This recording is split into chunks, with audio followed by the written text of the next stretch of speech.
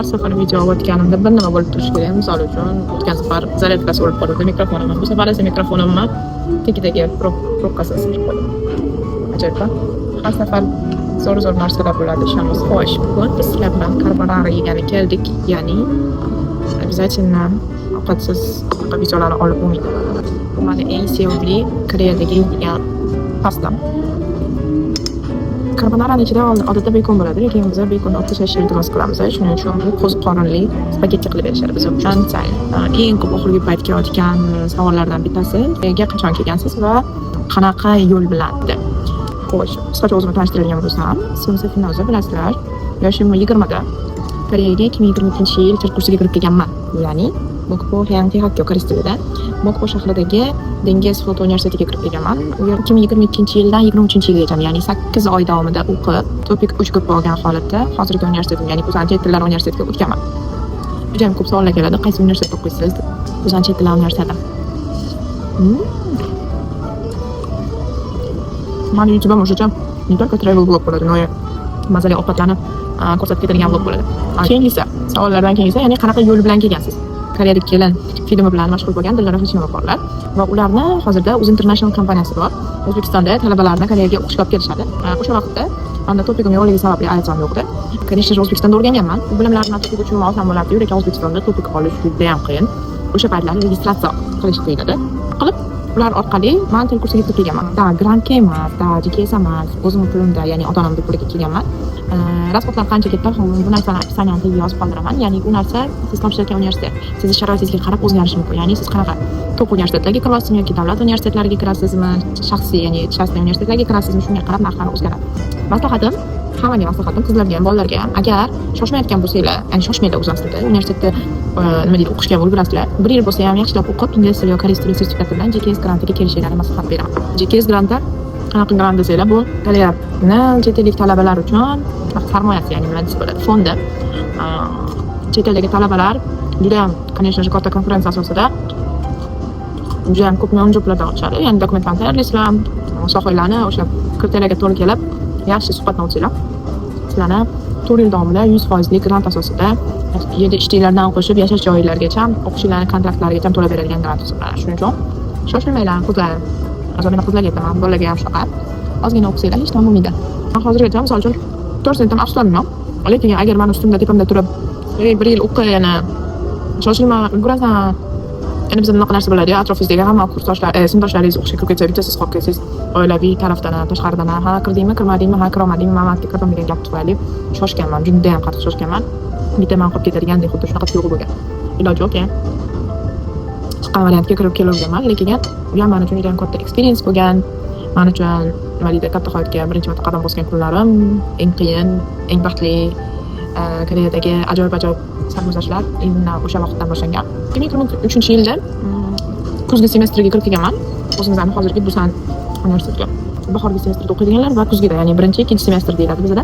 O'zbekistonga o'xshab sentyabrdan boshlab maygacha emas, bizda martdan, ya'ni mart oyidan iyun oyining o'rtasigacha bo'ladi birinchi semestrimiz, ikkinchi semestrimiz esa sentyabr oyidan to dekabr oxirigacha, ya'ni 3 oydan hisoblaylik, 3.5 oy atrofida bo'ladi.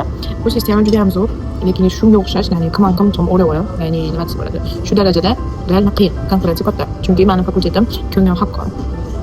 Bu savollardan biriga javob berib ketaman. Kyungyo Hakko ingliz tiliga bizda noto'g'ri perevod qilib qo'yishgan, Division of Management deyilgan, o'z aslida Global Business Administration deb nomlanadi.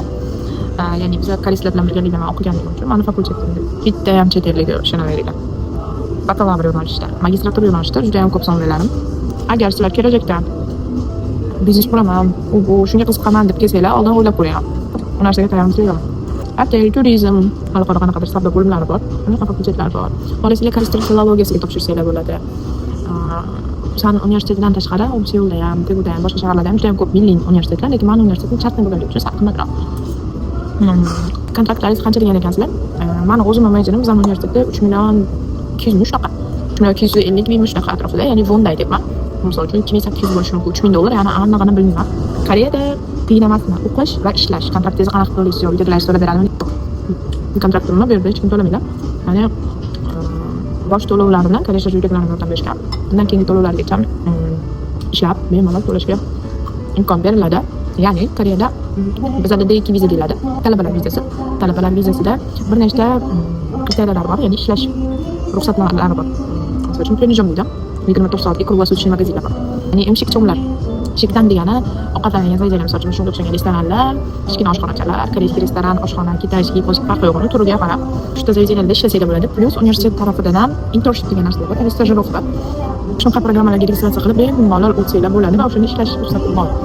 Так что pul topish yo'llari juda ham ko'p. Bu faqat sizlar maqsadinglarni aniqlab olishinglar kerak. O'qishga kelsam, ishlashga. Men o'qiyman. Kelajagimda yana magistraturaga topshirish niyatim bor deydigan sizlar. Milliy universitetlarga topshirgan holatda D2 vizasida kelasizlar. Darsinglarni iloji bo'lsa 2-3 kunga qo'yishga harakat qilsanglar, eng asosiy test sertifikatinglar bo'lsa, bu joyda ishla olasizlar. Ya'ni qiynalishlar bo'lmaydi.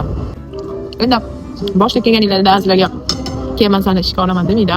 Hamma joyda o'zining qiyinchiligi bor. O'zim ham 2 oy общежитiyada yashagan bo'lsam, o'sha davrda ishlamaganman u paytda.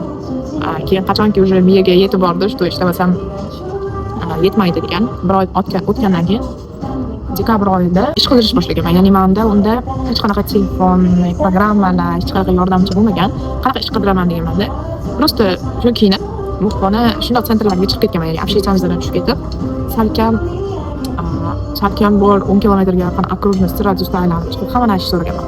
Kafe shoplardan so'raganman, restoranlardan so'raganman, magazinlardan so'raganman, hech kim olmagan. Va salkam 2,5-3 soatga yaqin aylanib, уже прям qo'limni tashlab yozda yuz deganimda boshqa yo'lini topib universitetdan so'rayman deb qaytayotgan paytimda yonimda qizlar bilan birgalikda bir maslahat berishgan. O'sha oshxonaga kirib qo'ysa oxiriga dedim, sandan nima ketadi? Shuni o'qisam, meni yana olishdi o'sha oshxonaga. Просто chiroyli bo'lganligim uchun olishdi. Koreys tilini ancha-muncha bo'lsa ham bilar edim u paytda. Oshxona edi. O'sha oshxonada bir oy ishlatgan holatda Yangi yildan so'ngmi, adashmasam, men baliq oshxonasiga o'tganman. Ya'ni u oshxonada 8 oy oxirgi o'sha bundan keyin kunimgacha bemalol ishlab, kontraktlarimni, o'zim yashash pullarimni hammasini ishlab topishga yetgan. Hozirda hijobdaman. U paytda ro'mol bo'lmagan boshimda. Hijoblilarga qanaqadir bir yomon qarash va boshqa narsa hech qachon bo'lmagan shu. Чётко bo'lish demaysan, хорошо, nimaga? Musulmonman. Хорошо, sen musulmon ekansan, falab surishtirishadi, nimaga bunaqa deb qiziqishadi dinimizga. Ba'zilar даже bizdan ham yaxshi bilishadi. Ko'zimga kelganimdan keyin 2 oy o'tgandan keyin dekabrda 23-yilida qo'lga kirganman. O'sha paytda ham даже meni ishlayotgan restoranimda ham, ishlayotgan ofisimda ham hech qachon menga qilib qarashmagan. Naborot. Новый образ deyishgan. Men o'radi deyishgan. Endi ma'mul kimligini qo'y ije so'raganlar deb aytganman. Ya'ni endi tayyor bo'ldim deb hisoblab o'zim cho'si kiyim keldi deb o'rada samda yarashibdi deyishgan. Shundan beri mana Xudoga shukr 2 yil bo'lyapti. Ro'mol o'rganibman. Mana shu dekabrda 2 yil bo'ladi ro'mol. Hech qanaqa hijobli ekansiz, siz olmaymiz degan joylar bo'lmagan.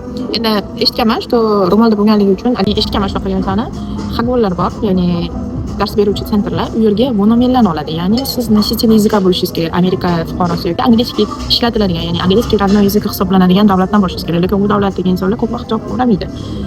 Shuning uchun ro'mollarni sentrga olishmaydi deb eshitganman. Lekin men unaqa holat bo'lmagan, Xudoga shukr. Hozirda Yansandagi chet elliklar markazida переводчик bo'lib ishlayman. Hech qanaqa problema bo'lmaydi. Ro'molimga teng bo'ldi. Videomda ham aytib ketdim. Mana haqiqatan qaramamda mana boshqalarim Ramazon oyida iftorligimga to'p qilishadi. Ya'ni obed завтракlarni qilmayman-da, kechqurun iftorga bemalol o'zim iftor vaqtiga yaqin yarim soat dam olishga berishadi. Plus peshna o'qishim uchun kechki asr paytida tepaga chiqib, ya'ni ikkinchi etajimiz bor. Restoranning ikkinchi etajida dam olish xonamiz bor. O'sha dam olish xonamizga men jonimizni olib qo'yib qo'yganman. Bemalol o'qishimga imkoniyat sharoitlar boshqalarim normalniy tushunadi. Так что у тебя же платок yoki meni ro'molim bor, meni qabul qilishadimi yo'qmi degan narsalarni mavzulardan chiqarib olinglar. Seriyozman. 21-asrda yashayapmiz. Dinlarda tushunmaydigan insonni o'zi yo'q. Yuraman. Texnologiya mana buni ochib o'tirdim. Akasidan shuni quyilgan. Hozirda necha yoshsiz deb yozish kerak ekan? Aytib o'tdim mana 2004-yilman. Hozir 20 yoshdaman.